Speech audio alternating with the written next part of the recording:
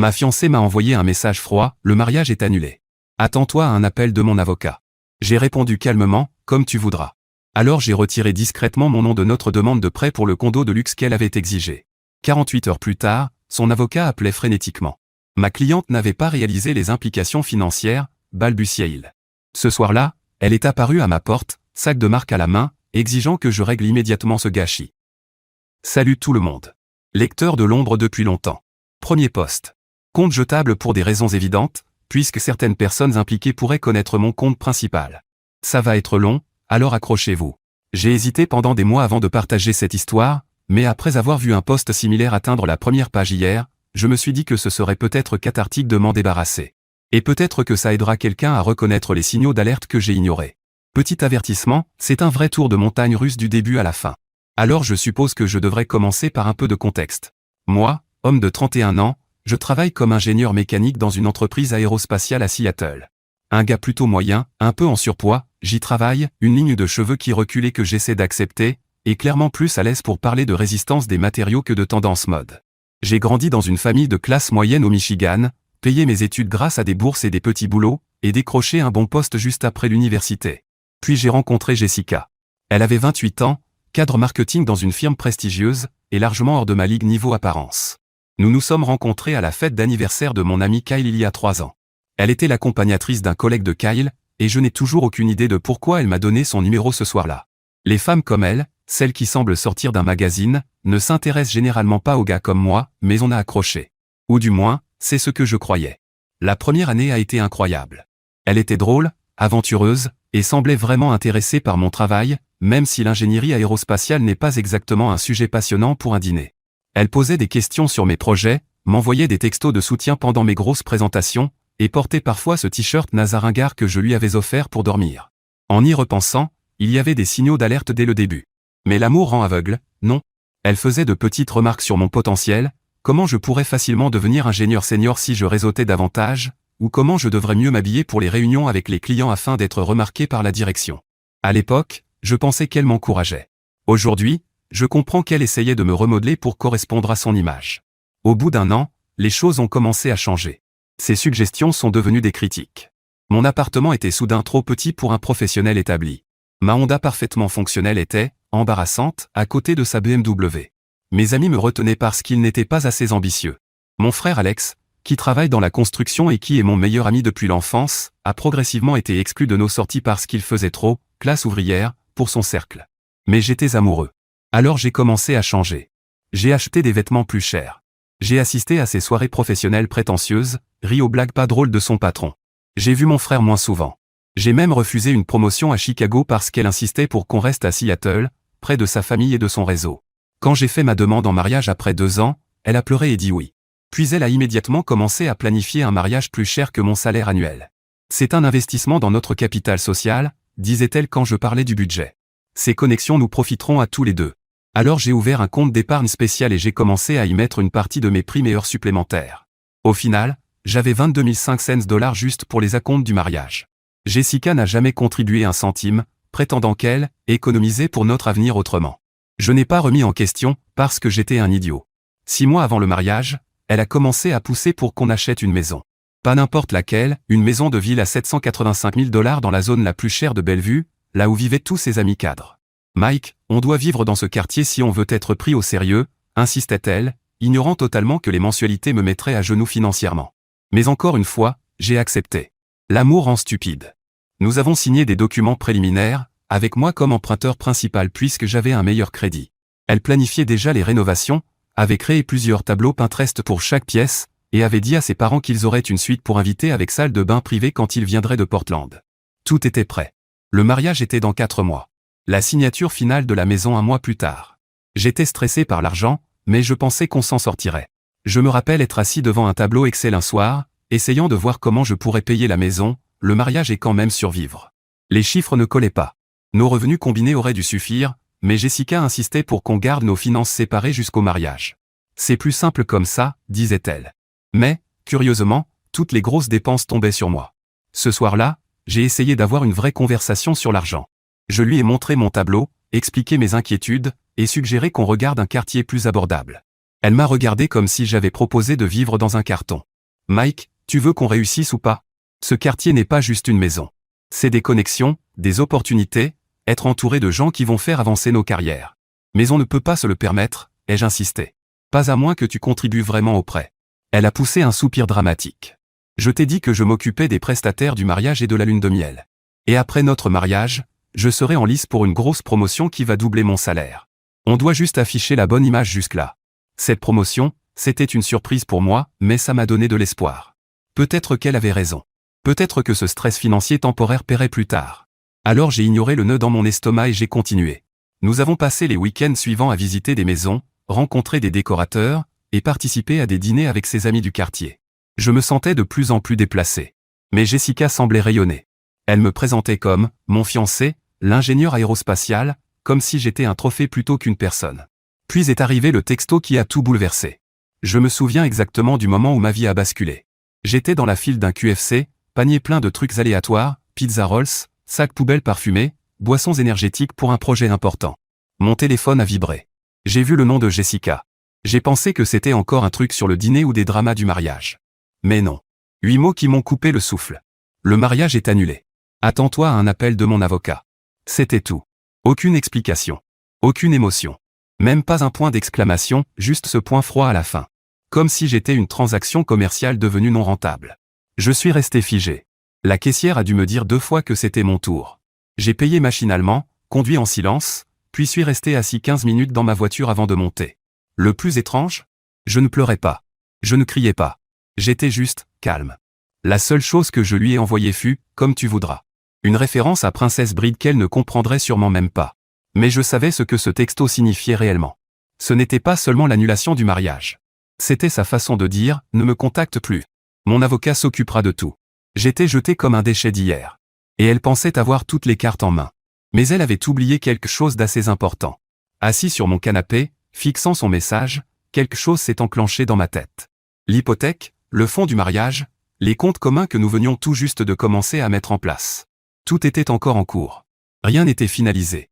Alors j'ai pris une décision. Avant même d'enlever mon manteau, j'ai ouvert mon ordinateur portable, me suis connecté au portail hypothécaire de la Chase Bank, et j'ai retiré ma demande. Exactement 3 clics. Et juste comme ça, ces rêves de maison parfaite à Bellevue se sont effondrés. Les gens diront sûrement que c'était mesquin. Peut-être. Mais après 3 ans à m'effacer lentement pour devenir ce qu'elle voulait, après tous les sacrifices que j'avais faits, ce n'était pas seulement de la mesquinerie. C'était une manière de préserver un peu de ma dignité. Mais je n'étais pas préparé à ce qui allait suivre. Les heures suivantes ont été surréalistes. Je m'attendais à ce que mon téléphone explose sous les appels et messages de Jessica exigeant une explication, mais il n'y eut rien. Le silence était d'une certaine manière pire qu'une confrontation. Il confirmait ce que je commençais à soupçonner, j'avais rempli ma fonction, et maintenant j'étais jetable. Je n'ai presque pas dormi cette nuit-là. Mon esprit tournait en boucle, rejouant chaque moment de notre relation, cherchant des indices que j'aurais pu manquer. Était-ce quelque chose que j'avais dit? Fait? Avait-elle planifié tout ça depuis longtemps? Les questions s'accumulaient sans réponse. Le lendemain matin, je me suis forcé à aller travailler malgré mon état de zombie. Mon chef d'équipe m'a regardé et m'a demandé si j'étais malade. J'ai hésité, puis j'ai dit simplement, Jessica a rompu. Elle a annulé le mariage. La compassion dans ses yeux m'a presque brisé. Prends la semaine, a-t-il dit doucement. Le projet sera encore là à ton retour. J'ai hoché la tête et je suis rentré chez moi, m'arrêtant au magasin pour acheter de la nourriture réconfortante. C'est là que je l'ai vu, un magazine de mariage, avec en couverture un modèle portant exactement la robe que Jessica avait choisie. Je suis resté là, dans la file d'attente, fixant ce magazine, ressentant une étrange déconnexion. Hier encore, j'allais épouser cette femme. Aujourd'hui, elle était une étrangère qui venait de détruire ma vie par texto. De retour dans mon appartement, j'ai commencé à rassembler les affaires de Jessica, les vêtements qu'elle gardait chez moi, ses produits de toilette, quelques livres. Ce n'était pas grand-chose, malgré nos 3 années ensemble. Et là, ça m'a frappé, elle n'avait quasiment rien investi dans notre relation. Même sa présence chez moi était minimale, elle insistait toujours pour qu'on passe du temps chez elle, parce que, c'était mieux. Un autre drapeau rouge que j'avais ignoré. J'ai tout mis dans une boîte, étiqueté, affaire de Jessica, et je l'ai posé près de la porte. Puis j'ai fait quelque chose que je repoussais depuis des mois, j'ai appelé mon frère Alex. La conversation a été brève mais apaisante. Il n'a pas dit, je te l'avais dit, même s'il n'a jamais fait confiance à Jessica. Il a juste dit, j'arrive. J'apporte des pizzas. Ce soir-là, en discutant avec mon frère, j'ai ressenti un mélange étrange de dévastation et de soulagement. La dévastation, c'était évident, mon avenir venait d'exploser. Mais le soulagement? J'ai mis du temps à comprendre. C'était comme si j'avais retenu mon souffle pendant 3 ans, en me contorsionnant pour entrer dans le moule de Jessica, et maintenant je pouvais enfin respirer. Moins de 48 heures après son texto, j'étais assis sur mon canapé à manger les mêmes pizza rolls quand mon téléphone a sonné. Numéro inconnu. J'ai laissé aller en messagerie, je n'avais pas l'énergie. 1 minute plus tard, un message vocal. Bonjour, ici Rebecca Goldstein, avocate de Madame Jessica Chambers. Nous demandons de toute urgence un rappel concernant votre retrait d'hypothèque, car cette action peut constituer une rupture de contrat ou une interférence financière. Merci de nous contacter immédiatement. J'ai presque ri de toute urgence. Soudain, son avocate n'était plus si froide et professionnelle. Amusant comme les choses changent quand on touche au portefeuille. Je n'ai pas rappelé. J'ai attendu. Et bien sûr, d'autres appels ont suivi. Puis des emails. De plus en plus désespérés. Ils ne pensaient pas que je riposterais. Jessica, fidèle à elle-même, avait sûrement imaginé que je serais anéanti, peut-être même suppliant qu'elle revienne. Mais non. J'étais juste fini. Le lendemain, j'ai reçu un appel de notre ami commun, Kyle. Il avait l'air gêné. Mec, tu t'es vraiment retiré de l'achat de la maison? Ouais, ok. Parce que Jessica panique. Apparemment, elle a déjà commandé pour $18 000 de meubles sur mesure, et elle a dit à tous ses collègues de commencer à chercher dans le même quartier. J'ai failli dire, pas mon putain de problème, mais je me suis retenu. Kyle ajouta, elle dit que tu es vindicatif. Que tu fais ça pour la punir. Elle a même dit au bureau hier que tu l'abusais financièrement en retirant ton nom de l'hypothèque. J'ai éclaté de rire. L'abuser financièrement? Elle? La femme qui n'a jamais mis un centime dans notre futur foyer ou dans le mariage? La femme qui m'a largué par texto après 3 ans? Kyle, elle peut raconter ce qu'elle veut. Je n'achète pas une maison avec quelqu'un qui rompt par message. Long silence. Puis, ouais, c'est compréhensible. Mais au cas où tu voudrais savoir, elle raconte différentes versions à différentes personnes. À certains, elle dit que c'est mutuel. À d'autres, qu'il y avait des problèmes. Des choses dont elle ne peut pas parler. C'est bizarre, mec. Après avoir raccroché, je suis resté assis, pensant à ces problèmes qu'elle insinuait. Que essayait-elle d'impliquer? Que j'étais abusif? Infidèle? Le fait qu'elle raconte différentes histoires montrait clairement qu'elle était en mode gestion de dégâts. Mais pourquoi faire de la gestion de dégâts si c'était sa décision? Quelque chose ne collait pas. Les jours suivants furent un mélange étrange d'engourdissement émotionnel et de clarté brutale. Je me surprenais à repenser à des conversations avec Jessica qui semblaient anodines à l'époque mais prenaient maintenant une teinte sinistre. Comme lorsqu'elle mentionnait, l'air de rien, que son ex avait été très généreux, financièrement, et qu'elle en attendait plus de lui. Ou la déception mal cachée quand je parlais d'économiser pour la retraite plutôt que d'acheter du luxe. J'ai commencé à parcourir nos anciennes photos. C'était comme regarder des inconnus. Dans presque chaque image, Jessica était parfaitement posée, consciente de la caméra, alors que j'avais l'air légèrement mal à l'aise, comme si j'essayais trop de m'intégrer dans son monde. À quel moment avais-je cessé d'être moi-même? La réalité financière m'a frappé aussi. J'ai vérifié mes comptes, additionné ce que j'avais dépensé pour notre relation en 3 ans. Le total était ahurissant, presque $65 000. En voyage qu'elle exigeait, restaurant où l'addition tombait toujours devant moi, cadeau pour ses accomplissements professionnels, et bien sûr, le fonds du mariage.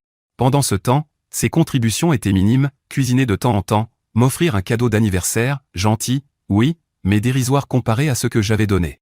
Ce n'était pas seulement l'argent. C'était le déséquilibre. Le prendre, et très peu de donner. J'étais tellement aveuglé par ce que je pensais être de l'amour que je n'avais pas vu à quel point notre relation était à sens unique. Une semaine après le texto, je me suis enfin forcé à annuler les prestataires du mariage. Chaque appel faisait mal. J'ai perdu quelques acomptes. L'un des plus douloureux fut la petite boulangerie familiale qui devait faire notre gâteau. La propriétaire, une femme plus âgée qui semblait vraiment enthousiaste, avait l'air tellement déçue. Vous aviez l'air tellement amoureux, dit-elle doucement. Je le croyais aussi, fut tout ce que j'ai pu répondre. Après le dernier appel, je me suis servi un café et je me suis assis sur mon balcon, regardant la pluie de Seattle. Pour la première fois depuis le texto, j'ai senti des larmes monter. Pas pour Jessica. Pour le futur que je croyais avoir. Pour la vie que j'avais planifiée et perdue. Pour la personne que je m'étais forcé à devenir. Mais sous la peine, quelque chose d'autre grandissait. Une détermination tranquille. Une prise de conscience, j'avais une chance de me retrouver avant de commettre la plus grosse erreur de ma vie. Aussi douloureux que ce soit, c'était peut-être un cadeau. C'est à ce moment que mon téléphone a vibré, un email du courtier hypothécaire confirmant le retrait de ma demande. Objet, application terminée. Option future disponible. Ça sonnait presque prophétique. Ce que Jessica ne savait pas, ce que personne ne savait, c'est que j'avais commencé à remarquer des choses étranges dans les semaines précédentes. Des signes, en y repensant, des emails professionnels tardifs qu'elle cachait dès que j'approchais, des dîners, clients, qui s'éternisaient de manière suspecte, sa manière de verrouiller son téléphone dès que j'entrais dans la pièce. J'avais tout remarqué. Je ne voulais simplement pas croire ce que ça impliquait. Mais maintenant que tout s'écroulait, je voyais enfin clairement. Alors au lieu de répondre à son avocate ou d'essayer de sauver quoi que ce soit, je suis resté silencieux. Je les ai laissés paniquer, se demander ce que je ferais. Et dans ce silence, la vérité a commencé à remonter à la surface.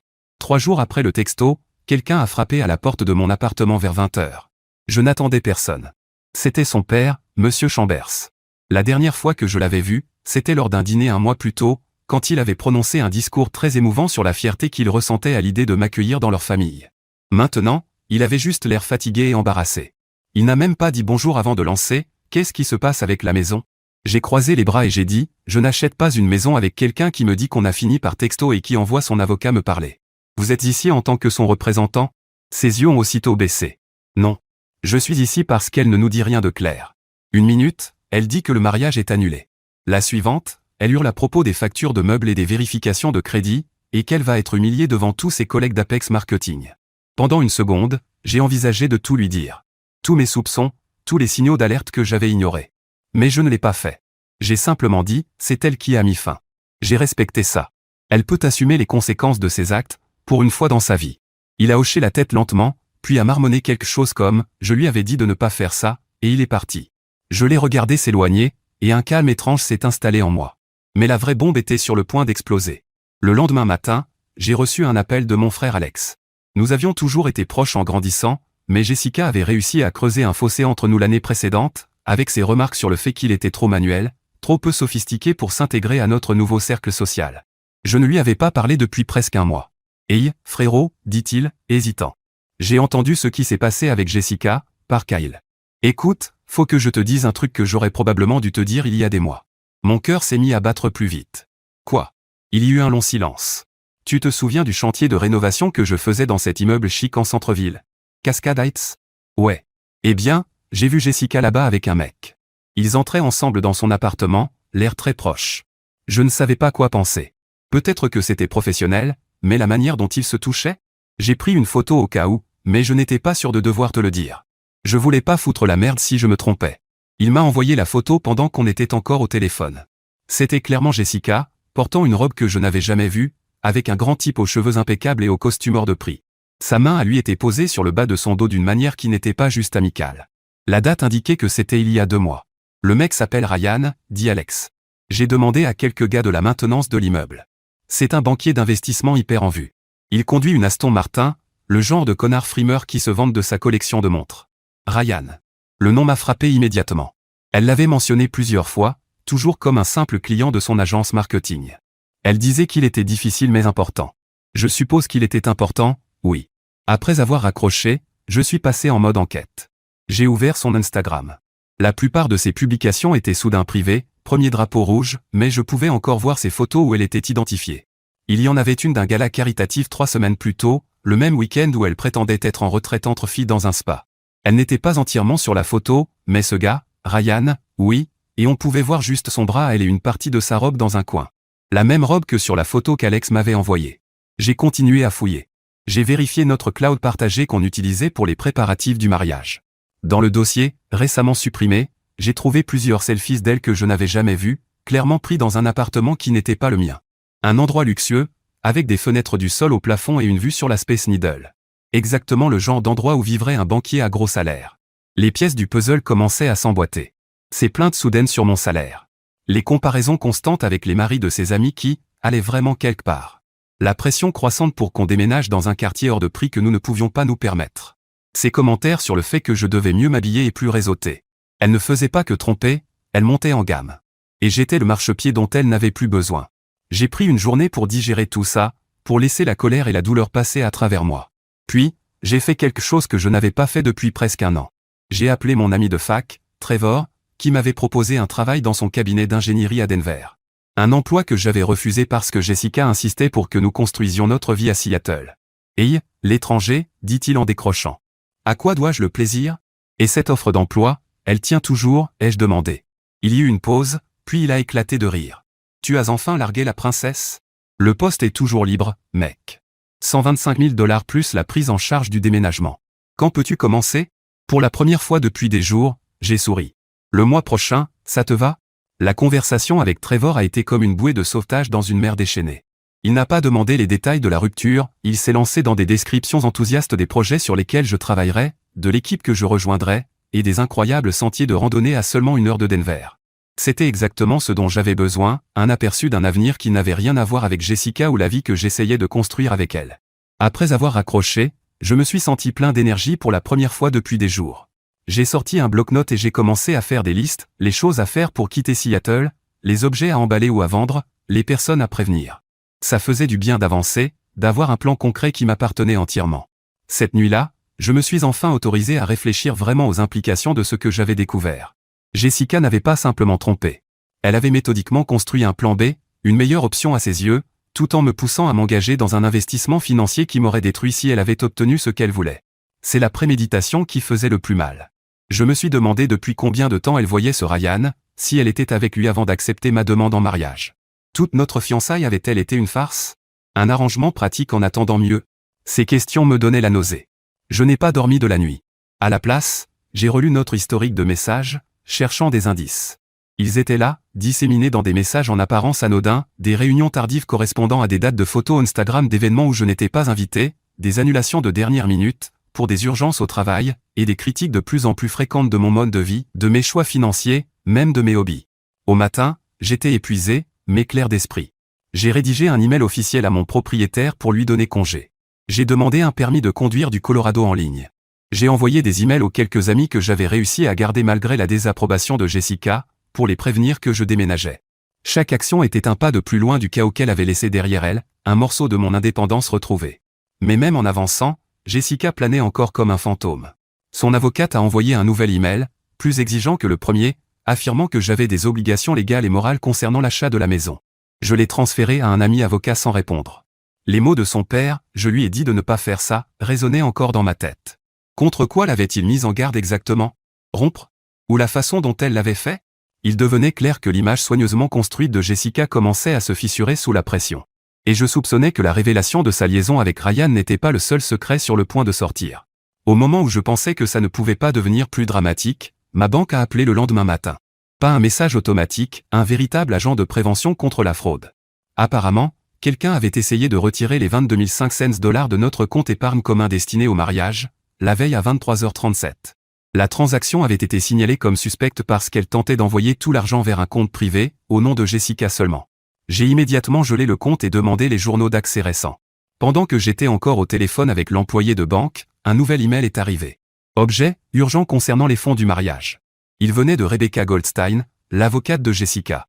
Monsieur Thompson, ma cliente est préoccupée par les fonds détenus sur le compte épargne conjoint destiné à votre mariage désormais annulé. Comme elle a effectué plusieurs paiements dans ce compte et payé divers prestataires directement, elle estime avoir droit à récupérer une part significative. Je suis resté bouche bée en lisant l'email. C'était entièrement inventé. J'avais chaque relevé, chaque dépôt prouvant que 100% de l'argent venait de mon compte. Jessica n'avait pas contribué un seul centime. Elle avait toujours gardé son argent séparé, affirmant que c'était plus intelligent qu'elle gère certaines dépenses elle-même. Et maintenant, elle essayait de me voler mes économies et de prétendre qu'elles étaient en partie les siennes. J'ai transféré l'email à Trevor, dont le beau-frère était avocat en droit de la famille. Sa réponse fut immédiate. Garde tout. Chaque email. Chaque message. Prends un avocat hier. Alors je l'ai fait. Cet après-midi-là, j'ai consulté Sherry Levin, apparemment l'avocate en droit familial la plus redoutée de Seattle. Sa provision n'était pas donnée, 5 000 $. Mais dès que je lui ai expliqué ma situation et montré les preuves que j'avais rassemblées, elle a pris l'affaire. Monsieur Thompson, dit-elle avec un sourire qui m'a rappelé un requin, vous avez été remarquablement retenu vu les circonstances. Mais il est temps de vous protéger. Madame Chambers tente clairement de commettre une fraude. Elle a rédigé le jour même une lettre officielle de Cease cesser et s'abstenir, à l'avocate de Jessica, incluant tous les relevés bancaires prouvant que l'argent était entièrement le mien, ainsi que les captures d'écran de la tentative de retrait non autorisée. Elle m'a aussi conseillé de couper tout contact avec Jessica et de laisser les communications passer exclusivement par les voies légales. Cette nuit-là, mon téléphone a explosé de notifications. Jessica avait essayé de m'appeler 8 fois d'affilée. Quand je n'ai pas répondu, elle a commencé à envoyer des textos. Je n'arrive pas à croire que tu as pris un avocat, on doit parler de ça comme des adultes, tu es irrationnel, tu as gelé le compte? J'ai besoin de cet argent pour les frais d'annulation. Je n'ai répondu à rien. J'ai tout envoyé à Sherry et j'ai bloqué le numéro de Jessica. Le lendemain matin, Kyle a rappelé. Il avait l'air stressé. Mec, Jessica est venue au bureau aujourd'hui, complètement furieuse. Elle disait à tout le monde que tu essayais de la mettre en faillite, que tu retenais son argent, et que les prestataires menaçaient de la poursuivre. Intéressant, ai-je répondu calmement. Sachant que j'ai les preuves que j'ai tout payé, et qu'elle n'a rien contribué. Ouais, mais, ce n'est pas tout, ajouta Kyle, la voix basse. Elle dit aussi aux gens que tu étais contrôlant, que c'est pour ça qu'elle a dû tout arrêter d'un coup. Que tu surveillais ses dépenses et que tu l'isolais de ses amis. Mon sang s'est glacé. Elle essayait de me faire passer pour l'agresseur? Elle, qui avait contrôlé chaque aspect de notre relation? Qui critiquait mes amis? Qui avait éloigné ma famille? Kyle, tu me connais depuis des années. Tu crois ça? Bien sûr que non. Mais les gens au bureau ne te connaissent pas comme moi. Et Jessica peut être très convaincante. Après avoir raccroché, j'ai envoyé toutes ces nouvelles informations à Chérie. Sa réponse fut immédiate. On change de stratégie. On a besoin de témoignages de tes proches sur son comportement, et on doit traiter ces fausses accusations avant qu'elles ne se propagent. Les 48 heures suivantes furent un tourbillon de préparation juridique. Chérie m'a demandé d'obtenir des témoignages sur le comportement contrôlant de Jessica. Mon frère a fourni une déclaration sous serment concernant ce qu'il avait vu avec Ryan. J'ai compilé une chronologie complète de notre relation, comprenant tous les drapeaux rouges, critiques, isolement, manipulation financière, etc. Pendant ce temps, l'avocate de Jessica a envoyé un autre email, cette fois avec un ton totalement différent. Ma cliente est bouleversée par l'escalade d'une affaire qu'elle considérait comme privée. Elle est prête à renoncer à toute prétention concernant le compte conjoint si vous acceptez d'aider pour la situation de la maison. Jessica avait compris qu'elle avait été prise en flagrant délit de mensonge sur l'argent, et tentait maintenant d'utiliser cela comme levier pour la maison. La réponse de Chérie fut magnifique dans sa simplicité. Astérisque astérisque, mon client dispose de preuves de la tentative de fraude de Madame Chambers, de sa tentative non autorisée d'accéder à des fonds qui lui appartenaient exclusivement, ainsi que de sa diffamation auprès de connaissances communes. Nous sommes prêts à poursuivre cette affaire dans toute son étendue légale si nécessaire. Il n'y aura aucune négociation concernant la maison, jamais achetée, ni concernant les fonds, appartenant uniquement à mon client. Astérisque astérisque. C'est là que tout a vraiment explosé. J'ai passé la soirée à emballer mes affaires, triant des années d'objets accumulés, décidant de ce qui valait la peine d'être emporté à Denver. C'était étrangement thérapeutique, évaluer chaque objet, me demander s'il avait réellement de la valeur pour moi, ou si je l'avais acheté pour plaire à Jessica. La montre hors de prix qu'elle disait indispensable pour les réunions, vendue. Les livres d'art prétentieux que je n'avais jamais lus, dont donné. Ma collection adorée de romans de science-fiction que Jessica avait relégués au placard parce que, c'était enfantin, absolument dans mes bagages pour Denver. Pendant que je travaillais, mon téléphone vibrait encore et encore. Des numéros inconnus, probablement des amis de Jessica, essayant de me culpabiliser. Ignoré. Chérie avait été claire, aucun contact direct. Vers minuit, épuisé mais satisfait de mes progrès, j'ai vérifié mes emails une dernière fois avant de me coucher. Un message, provenant d'une adresse inconnue. Objet, vous devriez connaître la vérité sur Jessica. J'ai hésité à supprimer. Ça pouvait être un autre piège, une manipulation. Mais la curiosité a gagné. L'email venait d'une femme nommée Megan, qui disait avoir été une ancienne collègue de Jessica dans sa précédente entreprise. Selon Megan, Jessica avait l'habitude de s'accrocher à des hommes à succès, de les utiliser pour faire avancer sa carrière ou son statut social, puis de les jeter dès qu'une meilleure opportunité se présentait. Elle a fait la même chose avec son dernier petit ami, écrivait Megan, un médecin qui lui a acheté une voiture et payé les rénovations de son appartement. Quand il a fait sa demande, elle a soudain trouvé des raisons de rompre. 2 semaines plus tard, elle sortait avec son patron. Je suis resté devant l'écran, incapable de savoir quoi penser.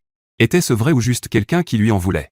J'ai transféré l'email à Chérie sans commentaire et je suis enfin allé me coucher, l'esprit envahi de possibilités. Le lendemain matin apporta une surprise. Un message vocal de Rebecca Goldstein, l'avocate de Jessica, demandant à parler avec Chérie au sujet d'une résolution potentielle. Le ton était radicalement différent de ses précédents messages, moins exigeant, plus conciliant. Quelque chose avait changé. J'ai immédiatement appelé Chérie pour transmettre l'information. Intéressant comme timing, remarqua TL. J'allais justement t'appeler. J'ai fait quelques recherches sur Madame Chambers hier soir, et il semble que ta situation ne soit pas unique. Il y a un schéma qui pourrait être très pertinent si l'affaire va devant les tribunaux. L'email de Megan, ai-je demandé. En partie, mais il y a plus. Disons simplement que ton ex-fiancée a laissé derrière elle un joli sillage d'enchevêtrement financier. J'ai un appel prévu avec Madame Goldstein cet après-midi. En attendant, comment avance le déménagement? Je souris à son rappel subtil de rester concentré sur l'avenir, malgré le drame juridique. Ça avance. Denver commence à sembler réel. Bien, dit Chérie fermement. La meilleure vengeance, c'est de bien vivre, Monsieur Thompson. N'oublie jamais ça. Alors que je raccrochais, la sonnette a retenti. Encore une visite inattendue? Cette montagne russe n'était pas près de s'arrêter. Plus tard ce soir-là, vers 22 heures, j'ai reçu un message Facebook d'un compte que je ne reconnaissais pas. Pas de photo de profil. Juste un nom. Ryan Mitchell. Nous devrions parler. Je ne veux pas faire partie du jeu qu'elle joue. Mes mains tremblaient lorsque j'ai répondu, parler de quoi? Sa réponse est arrivée presque instantanément. De Jessica. Des mensonges qu'elle raconte à nous deux. Nous avons convenu de nous rencontrer dans un café du centre-ville le lendemain matin. Je suis arrivé en avance, par curiosité, mais aussi pour repérer les lieux au cas où ce serait un piège. Mais pile à l'heure, il est entré, le type de la photo. Grand, coiffure parfaite, montreur de prix brillante à son poignet. Le cliché même du financier. Il m'a repéré et s'est approché, main tendue. Mike, je suis Ryan. Nous avons pris nos cafés et trouvé un coin tranquille. Pendant 1 minute, on s'est juste jaugé maladroitement. Puis il a parlé. J'ai besoin de savoir quelque chose d'abord. Quand est-ce que toi et Jessica avez rompu exactement? Il y a 4 jours. Elle m'a envoyé un texto disant que le mariage était annulé. Il a eu l'air sincèrement surpris. Elle m'a dit que vous aviez rompu il y a des mois, et que vous finalisiez l'achat de la maison uniquement par culpabilité parce que sa famille avait déjà investi dedans. Ce vieux nœud familièrement douloureux s'est reformé dans mon estomac. C'est un mensonge. Nous étions fiancés jusqu'au jour où elle a envoyé ce texto. Le mariage était prévu pour juin. Ryan passa une main dans ses cheveux, le visage bouleversé. Putain. On se voit depuis presque 3 mois. Elle m'a dit que son ex était collant et n'acceptait pas la rupture. Que c'était pour ça qu'elle ne pouvait pas encore publier de photos de nous sur les réseaux sociaux. 3 mois, répétais-je, en faisant le calcul dans ma tête. Ça couvrait toute la période de recherche de maison, le choix final du lieu du mariage, même la dégustation du gâteau que nous avions fait ensemble. Il y a autre chose, dit Ryan, mal à l'aise. Elle m'a dit que tu avais des problèmes, que tu étais contrôlant, même physiquement intimidant parfois. Que c'est pour ça qu'elle avait dû tout arrêter en douceur. J'ai eu l'impression de recevoir un coup de poing. C'est totalement faux. Je ne l'ai jamais touché. Je n'ai même jamais élevé la voix. Demande à n'importe qui me connaît. Ryan hocha lentement la tête. Je te crois. Ces derniers temps, il y avait des choses qui ne collaient pas. La semaine dernière, elle m'a dit qu'elle avait besoin de 15 000 $ pour une opportunité d'investissement. Elle s'est vraiment énervée quand j'ai hésité. Et hier, elle m'a appelé en pleurant, disant que son ex vindicatif essayait de la ruiner financièrement et professionnellement. Il eut un rire sans joie. Je suppose que c'est toi, donc. Mon avocate a envoyé une lettre de CAZ2ist après qu'elle a essayé de vider notre compte commun et menti sur ses contributions, ai-je expliqué. Nous avons parlé presque 2 heures, comparant nos histoires, nos chronologies, les mensonges qu'elle avait racontés à chacun de nous. Le portrait qui en est ressorti était pire que tout ce que j'avais imaginé. Jessica n'avait pas seulement trompé. Elle menait une double vie complète, nous manipulant tous les deux pour un gain financier. Elle avait dit à Ryan que j'étais violent pour justifier ses absences quand elle était en réalité avec moi. Elle m'avait dit qu'elle était à des événements professionnels quand elle était avec lui. Elle me poussait à acheter une maison que je ne pouvais pas me permettre, tout en le pressant lui d'investir dans ses prétendues idées de business. Au moment de partir, Ryan hésita. Il y a autre chose que tu devrais savoir. Le mois dernier, elle a commencé à parler d'être enceinte. Mon sang s'est glacé. Enceinte? Ouais.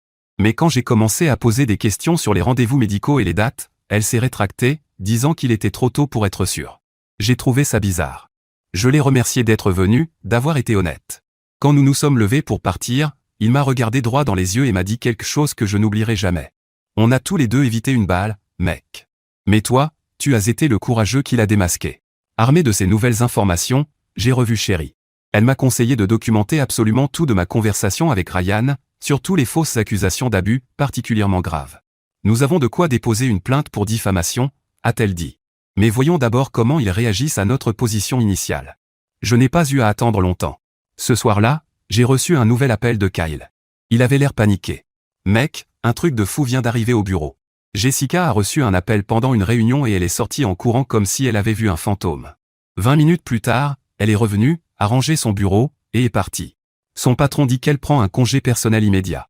Qu'est-ce que t'as fait? Je lui ai raconté ma rencontre avec Ryan, et nos échanges sur les mensonges de Jessica. Kyle est resté silencieux, choqué. Bordel. Donc le gars t'a vraiment contacté? C'est, waouh. Et ce n'est pas tout, ai-je ajouté, en expliquant l'histoire de la fausse grossesse, des accusations d'abus, tout. Putain, murmura Kyle. Je savais qu'elle pouvait être manipulatrice, mais là, c'est un autre niveau. Le lendemain matin, mon téléphone a sonné, numéro inconnu. Contre mon meilleur jugement, j'ai décroché. Mike, c'est Rebecca Goldstein, l'avocate de Jessica. Je dois vous parler directement. J'ai immédiatement répondu que toute communication devait passer par mon avocate, mais elle m'a coupé. Je ne représente plus Madame Chambers. J'ai démissionné de son dossier ce matin après avoir découvert que ma cliente m'avait fourni des informations matériellement fausses. Je ne peux pas et ne veux pas être impliqué dans une fraude ou une diffamation. J'étais sans voix. Son propre avocat l'avait laissé tomber. Plus tard ce jour-là, j'ai reçu un email depuis l'adresse professionnelle de Jessica. L'objet disait simplement « Please ». Contre l'avis de Chérie, je l'ai ouvert. Mike, je sais que j'ai fait de terribles erreurs. Je vois un thérapeute maintenant et je prends des médicaments pour mes problèmes. Je n'ai jamais voulu que ça aille aussi loin. Ryan m'a dit que vous vous êtes rencontrés. Je sais à quoi ça ressemble, mais ce n'était pas comme ça. J'étais confuse et effrayée pour notre avenir. S'il te plaît, ne lance aucune poursuite. Mes parents sont dévastés. Mon travail est en jeu. Je ferai n'importe quoi pour arranger ça. Je n'ai pas répondu. J'ai simplement transféré le message à Chérie avec cette note. Je crois qu'elle commence enfin à comprendre que les actions ont des conséquences. La dernière communication est arrivée une semaine plus tard. Pas de Jessica, mais de son père. Il demandait à me rencontrer dans un petit parc près de mon appartement. Contre mon instinct, j'ai accepté. Monsieur Chambert semblait avoir vieilli de 10 ans en 2 semaines. Le businessman sûr de lui avait disparu, remplacé par un père inquiet, les yeux cernés. « Mike », commença-t-il d'une voix rauque. « Je te dois des excuses. De grosses excuses. Jessica, elle ne va pas bien. Elle a été diagnostiquée avec de sérieux problèmes. Ce n'est pas une excuse pour ce qu'elle t'a fait, mais je veux que tu saches que la personne que tu croyais connaître, en grande partie, elle n'était pas réelle. » Il m'expliqua que Jessica luttait avec des problèmes de santé mentale depuis l'université, mais avait toujours refusé de se faire traiter. L'image parfaite qu'elle projetait n'était qu'une façade demandant de plus en plus d'efforts. Nous l'avons convaincue d'entrer dans un programme de traitement résidentiel, dit-il. C'est la seule voie possible. Mais avant de partir, elle m'a demandé de te donner ça. Il m'a tendu une enveloppe scellée. À l'intérieur, il y avait un chèque de banque de 22 500 $, le montant exact du fonds du mariage, accompagné d'un mot écrit à la main. Je suis désolé pour la douleur que je t'ai causée. Tu méritais mieux. Nous nous sommes séparés avec une poignée de main maladroite qui s'est transformée en une brève étreinte. Alors qu'il s'éloignait, il s'est retourné une dernière fois. Au fait, félicitations pour ton job à Denver. Un nouveau départ, ça semble exactement ce qu'il te faut.